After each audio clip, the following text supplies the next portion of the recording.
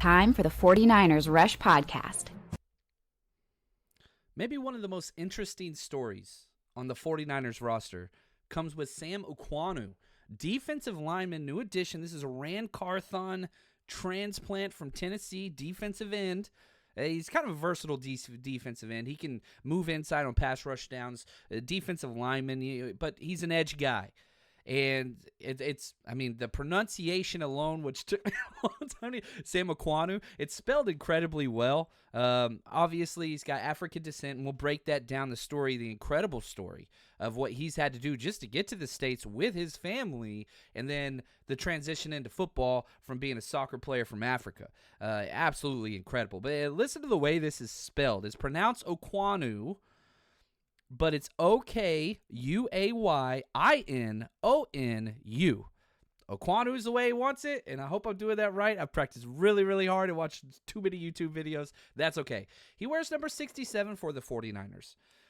Short, stout, strong. 6'1", 269. So you've already got a little bit of this tweener status. Is he a defensive tackle? Is he an edge? He's an edge that can go inside if you need him to. 33.25-inch arms, nothing wrong with that. 26 years old. He's been in the NFL now for 2 years with the Titans. Practice squad member, elevated a handful of times. Got about 100 or so snaps in the NFL. But now he's with the 49ers. And this is the versatile, stout, compact defensive lineman that Chris Kusarek loves. I mean, there's a lot of them peppered throughout 49ers tenure since Shanahan showed up. This guy fits the mold. 40-yard dash of 4.77, really not bad at 269 pounds. 1.62 split, not bad. 3-cone, 7.4, that's a little subpar. 35.5-inch vertical is incredible. 10.3 broad jump, incredible. Lower body explosiveness. And you look at him, and it's like, all right, this dude's twitched up. He is stout. And the weight room is where he belongs. Like, that's just what he does. 31 bench press reps. And he's entering into his third season as an undrafted free agent. Went to high school at Lowell, Massachusetts. Where's my history buffs there? Graduated from Maryland, African-American Studies, kinesiology. He was a 3-star recruit, but had quite the journey to get to where he was with the community college route at Mesabi Range Community College, then transferred to Maryland where he was for 3 years. But his story before that, Sam Oanu, born in Monrovia, Liberia, and there's an awesome video that they put out, the Titans put out, Music City Stories. You can look it up on the Titans channel and just type in Sam Oanu's name. It's incredible. And you just, passion and positivity and just triumphant is the what comes alive whenever I think of Sam Oanu. He talked about how his childhood was incredible growing up in Liberia, spent most of his time with his mom and his grandmom, and worked in peace, and everything was great. But then Civil War broke out in 2003. At that, everything changed. And he talked about how most of the kids that he grew up with never got to see his parents again. He got split up during the Civil War from his parents, having no idea if they're alive or dead, and went through the entire Civil War on his own, and was finally reunited at 12 years old with his mom, which is incredible. So the reunion, that's absolutely incredible. And he said, quote, "My mom is my best friend. She's my everything." And the fact that they were able to get back together was huge. Once they were, then they came to the United States at age 12. So talk about somebody where you put a game like football, which is incredible, and I love it, into perspective. This guy has been through hell and back as a kid.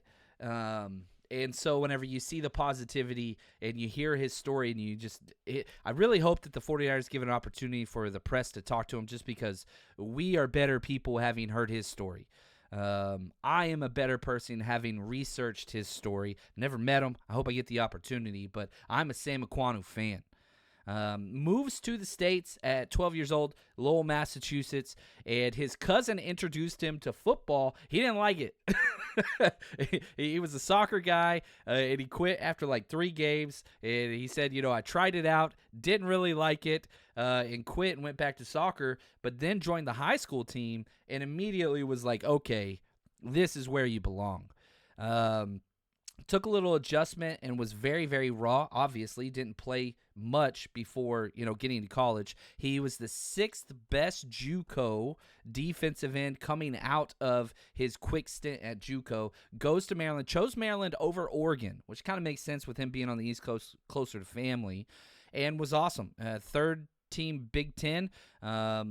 He had 90 tackles, 12 sacks in 3 years at Maryland, played in 25 games, and just kept getting better. Improvement. Dane Brugler of The Athletic had him ranked the number 41 edge in the 22 draft class. Here's what Dane Brugler had to say about him. Stout, muscular type body, flashes violence in his hands, works through and off blockers to get to the quarterbacks. Not the quickest or, just speed rusher. That's not what he is. This is stout, occupying blockers type guy.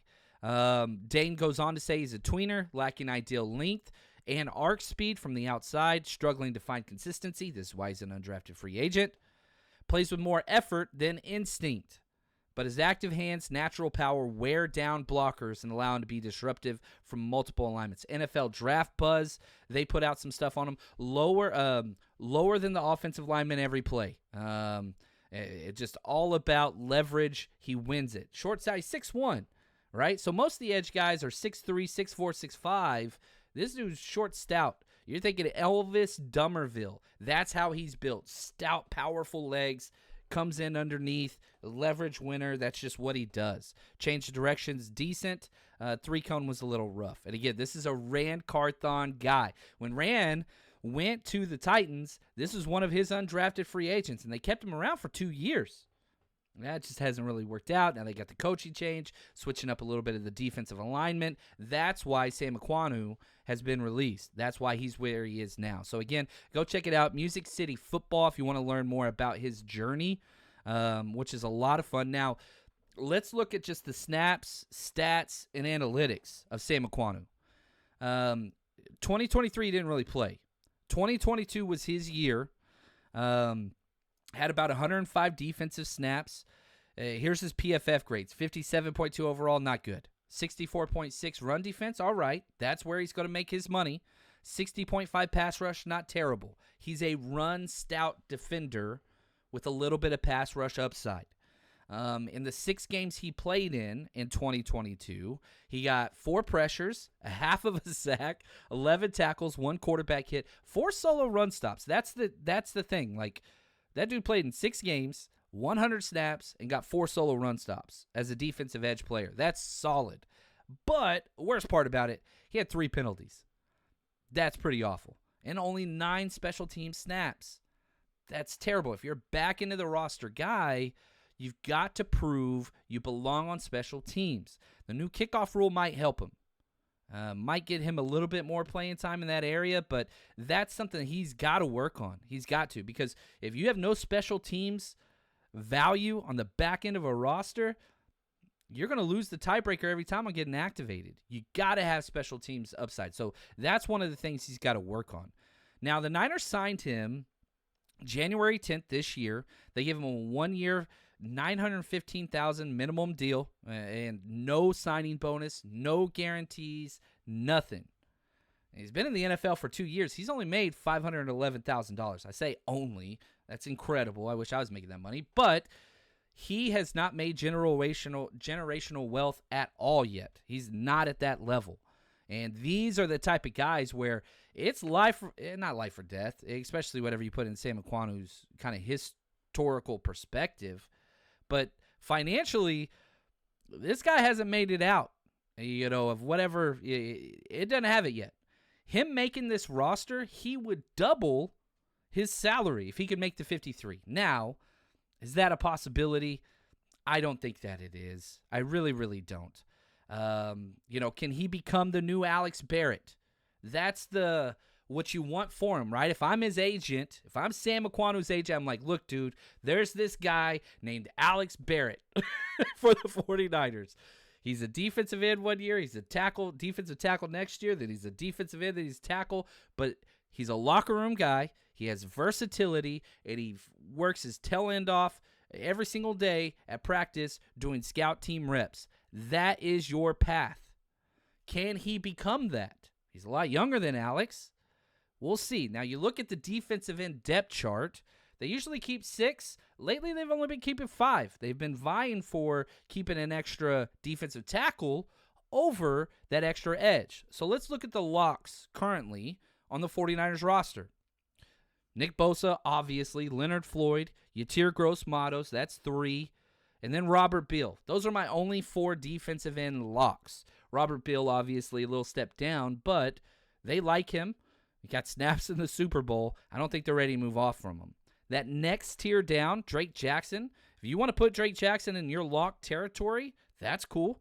I do not. Austin Bryant, Raymond Johnson III. He's next up on the countdown list. Spoiler alert. Alex Barrett, who we just mentioned, who's like the lifelong special team stud practice squad player. And then Sam Oanu. If you're keeping 5 or 6, Bosa, Floyd, Yatir, Bell, that means there's 1, maybe 2 spots out of Drake Jackson, Austin Bryant, Raymond Johnson III, Alex Barrett, Sam Oanu. Now, if I'm trying to say, like, look, dude, you've got a chance, the 49ers didn't draft 1 edge player. The 49ers did not sign 1 undrafted free agent edge. They didn't touch it. So, Sam, you've got a little bit of a head start after the draft. Like, if I'm Sam Oanu, I'm like, whoa, they didn't draft 1 edge player? They didn't sign 1 edge player undrafted free agent? They must like what they got with me. There's something there. And there is a pathway for Sam Oanu to be part of this team on the practice squad. You got to beat out 3 dudes. Austin Bryant, Raymond Johnson, Alex Barrett. That's doable. It really, really is. Is it likely? Maybe not. It's going to take a little bit of something, but he's a different build than all those guys besides Alex Barrett. So for Sam Oanu, I just want to say it's been really cool sharing his story. I really hope the Niners do something to highlight the human that this guy is, and we can learn from that. But it's going to be fun rooting for him. I ain't going to lie. And so whenever, preseason starts, you see number 67, that's Sam Oanu out there. And pay attention to what he does, because this is something that it should be celebrated, what he has overcome. And I'm excited. He comes in number 82 on our list, and we'll see what we got for him. But that's going to do it for us here, and we'll just keep counting them down.